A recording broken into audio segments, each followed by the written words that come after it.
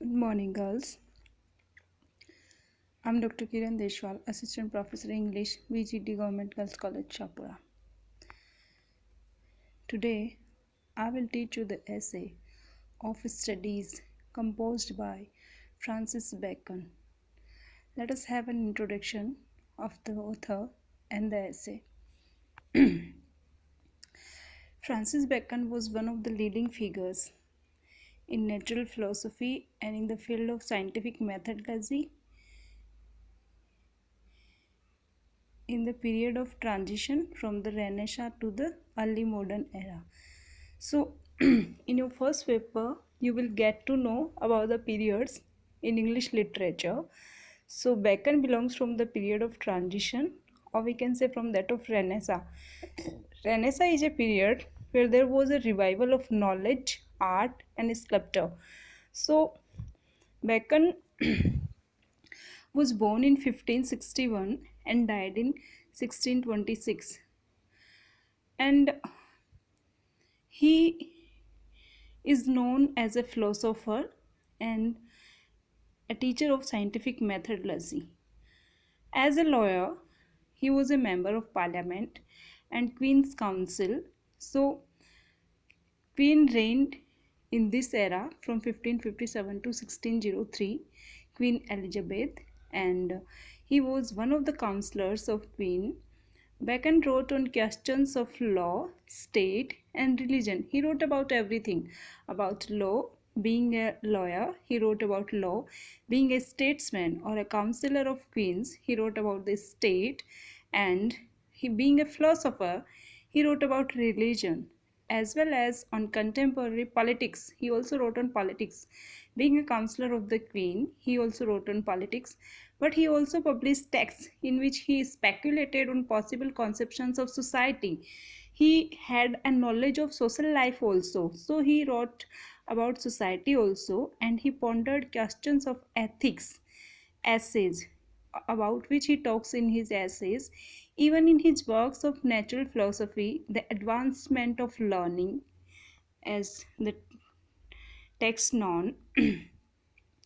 After his studies at Trinity College, Cambridge, he studied at Trinity College, Cambridge and Gray's Inn, London. Bacon did not take up a post at a university. He could have been a university professor, but he did not take up that post, but instead tried to start a political career. He became a politician. Although his efforts were not crowned with success during the era of Queen Elizabeth, he was not a successful politician. Under James I, he rose to the highest political office, but in the rule of at the rule of James I, at the time period of James I, the king, he got success in his political career. He became Lord Chancellor. Lord Chancellor is the person who is the nearest to the king. Bacon's international fame. Thus, as an ambassador, he got the chance to travel various countries. So, he became internationally famous. So, Bacon's international fame during the era of Queen Elizabeth under James I, he rose to the highest political office, Lord Chancellor, and Bacon's international fame and influence spread during his last year. In the last years of his life, he became very famous when he was able to focus his energies exclusively on his philosophical work. He became philosopher, and even more so after his death. After his death, when English scientists of the Boyle Circle Invisible College took up his ideas of a cooperative research. His ideas had been taken for a cooperative research institution in their plans and preparations for establishing the Royal Society. So the foundation of the Royal Society founded on the basis of the ideas of Francis Bacon. To the present day, Bacon is well known for his treatise on empiricist natural philosophy. Empiricist natural philosophy, the philosophy of a country, the philosophy of a state, the advancement of learning, novum organum, scientiarum. These are his uh, great works for which he is known, and for his doctrine of the idols, which he put forward in his early writings, as well for the idea of a modern research institute, which he described in Nova Atlantis. So this is what Bacon achieved. Now let us have a brief summary of our essay of studies. Let me introduce you people with our essay, what the writer wants to convey, what the writer wants to say in this essay. Let us sum up in brief, and tomorrow we will have a line by line analysis of this essay. So let us begin. I hope you have understood about the life and career of Francis Bacon, and now let us have a brief summary of the essay of studies. As the title suggests, of studies means it's about study. When we read something, when we write something, when we listen to something, it's all about study. So why do people study? Why it is important? What's its purpose? So let us have a brief summary of this essay. In this essay, Bacon describes the importance of studies in human life. Bacon begins the essay by enlisting three purposes of studies. Bacon says that people study due to three reasons. There are three purposes for which a man studies. First of all, we study for delight. Like if we read a joke, if we read a story, we read that for delight. For ornament, whenever we have to speak about something, we read. First of all, when we have to anchoring, so first of all we will read. So to enhance our sentence quality, our speaking skills, first of all we read something. And for ability, to enhance our ability, and to make graceful our ability, we study. Studies delight most when one is secluded and reposed. When we are alone or in solitude, only then studies can delight us. Knowledge acquired through studies serve as ornament in a conversation. And if we know various idioms, phrases, or proverbs, we can use them in our conversation. So knowledge acquired which we have read can be used in our conversation. A well-read man will have a good vocabulary and greater knowledge, which will increase the worth of a conversation. So, talkative people, people who are clever in talk, they are just because they have read various things. Studies improve one's judgmental and authoritative abilities. This is true. Ordinary men can no doubt go about their daily business without difficulty. If you are learned, you can do your things better, you can do your work better, but a learned man will do so with higher efficiency. Uh, Study make you efficient. Bacon, however, says that studying too much is a sign of laziness, but you study so much, it will make you lazy. And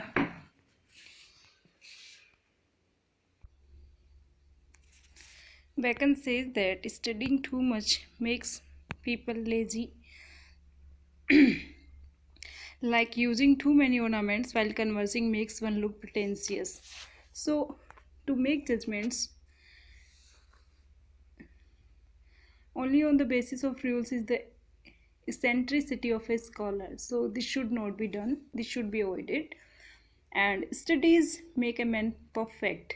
This is a very beautiful sentence and very meaningful sentence which we still use as a proverb. So studies make a man perfect is the famous sentence from this essay of Bacon's.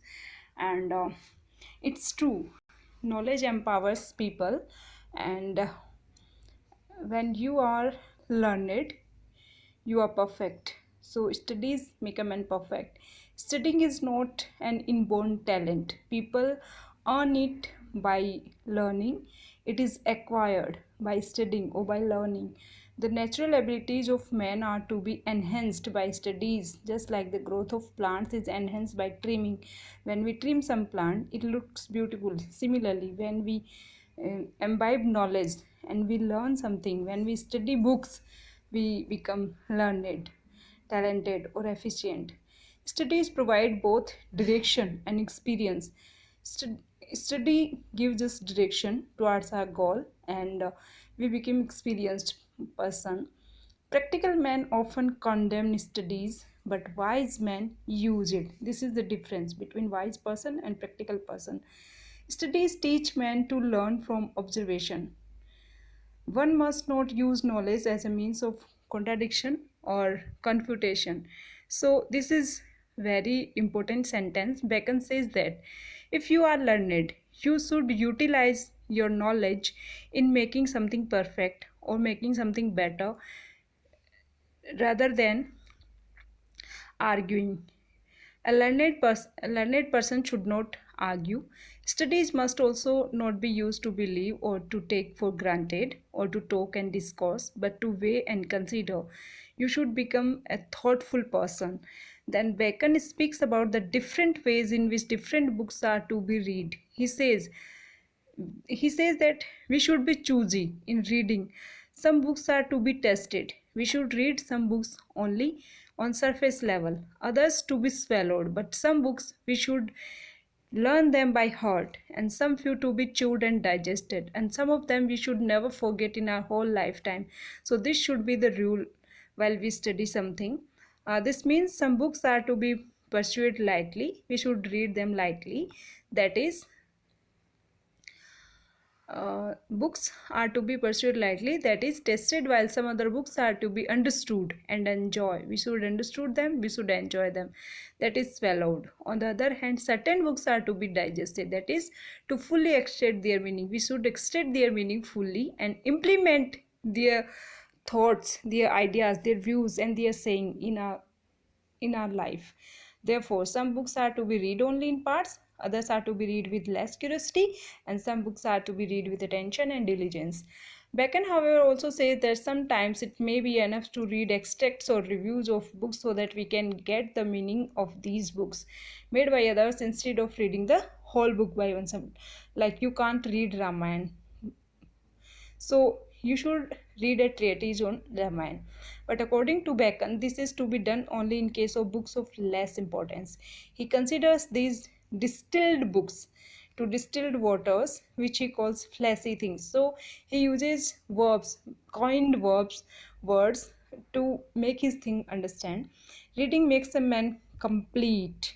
If you are learned, you are complete man. Conversation makes a man quick and witty. If you have a knowledge, you will reply something quickly and in a witty way, in a wise manner. And writing improves the memory. If you write something, it will improve your memory. That's why we write while we read. If a man writes less, he will lack a good memory. If he speaks little, he will lack wit and presence of mind. So, a study of history makes a man wise, while a study of poetry makes him witty. Mathematics, this is the effect of different subjects on a person's mind. Mathematics makes a man exact and precise, and natural philosophy increases the depth of the mind. Morals make a man grave, whereas the study of logic and rhetoric makes him more comprehensive. So, studies pass into character when we are what we read. Whatever we read, it reflects in our character. A man's character is influenced and defined by the type of books he reads. So, there is no disease of the mind that cannot be cured by proper study. Bacon says that study is disease curing. If you have a disease, you can cure it by studying. Bowling is good for the bladder and the kidneys, shooting for the lungs and breast, walking for the stomach, and reading is good for the head. If we read something, it is a good exercise for our head. Similarly, mathematics is the remedy for a wandering mind, because if a man's mind wanders while solving a problem, he can have to begin again. So if a man is unable to make distinction, he must study schoolmen, and if he is not quick in passing through matters, he should study the law. These things will keep his mind busy. Thus Bacon concludes the essay by saying that, establishing that for every deficit of mind, a remedy is to be found in study. So, study provide remedy or solution for every problem of a mind. Thanks for watching. We will be continuing our next video.